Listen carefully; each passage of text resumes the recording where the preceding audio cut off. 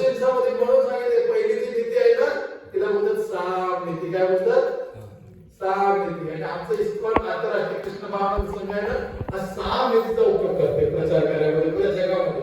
शांती नीती ती वेगळे नाही आहे.